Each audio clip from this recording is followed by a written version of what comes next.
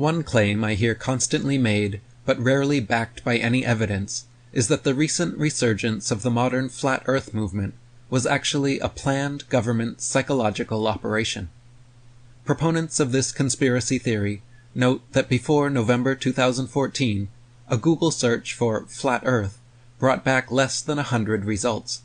Yet by 2016, the results had suspiciously and inexplicably jumped into the millions.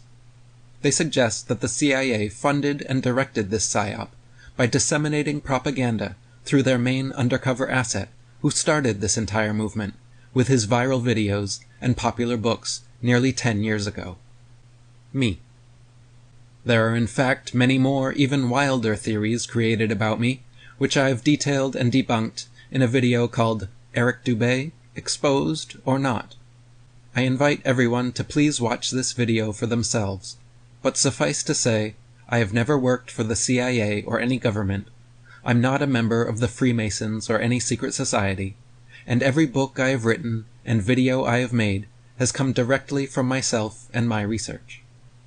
The idea that flat Earth could be a government psyop is simply a knee-jerk reaction to seeing what Wikipedia claims is, quote, an archaic and unscientific depiction of the world, having an unexpected and inexplicable renaissance in modern times.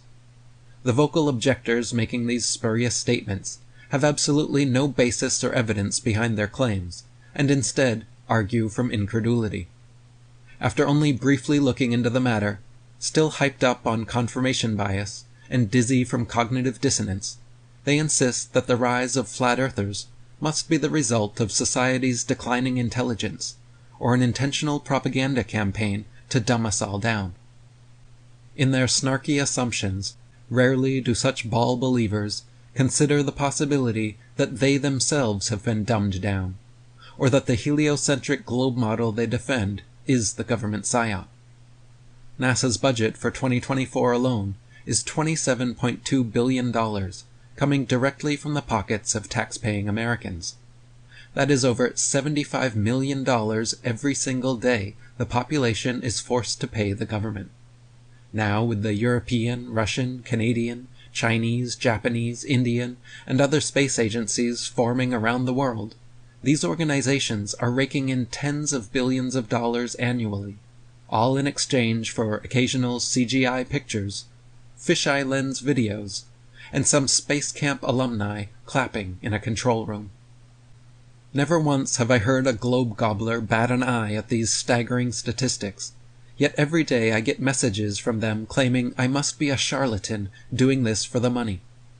In other words, they overlook the overwhelming evidence of fraud and billions of dollars governments make around the world pushing the globe lie, to instead point fingers at an independent author who gives all his books away for free and endures endless ridicule and constant censorship just for saying something contrary to the government.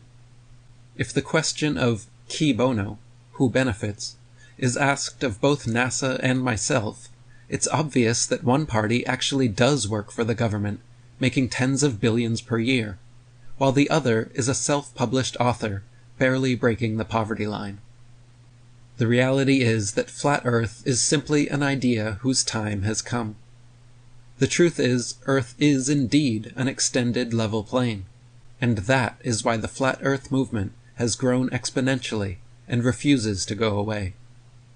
Sphere supporters have been blinded by generations of pseudoscience masquerading as infallible facts. They themselves have fallen for an actual government psyop, and rather than recognizing that reality, are projecting their problem onto flat earthers. Instead of acknowledging the possibility that they are the ones who've been duped, planet pushers create all manner of unfounded conspiracy theories about modern flat earthers and why we exist. It's quite ironic, actually, that people so unwilling to consider that they might have been duped by a government psyop